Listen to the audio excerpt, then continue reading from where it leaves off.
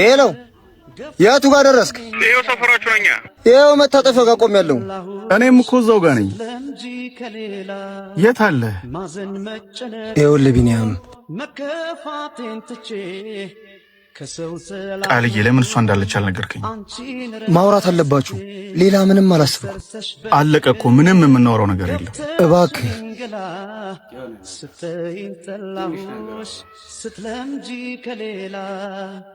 አውሩ። በቃ ደውልልኝ። አቤት። ደህና ነህ? እሺ ይቅርታ። ስንቱን ነገር በይቅርታ ልለፈው?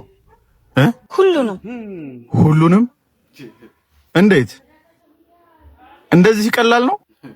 ያንቺን መቼም ፍቅር ነው ብዬ ትቼው ነበር። የጓደኞች ግን መቃብሬን እየቆፈሩልኝ ራሱን የሚያሳስበኝ የእጃቸው መቆሸሽ ነው። እባክሽ ሂጂ። የሄድሽ እየመሰልሽ ደግሞ ተመልሰሽ አትምጪ። ጥፋቴን እኮ አምኛለሁ።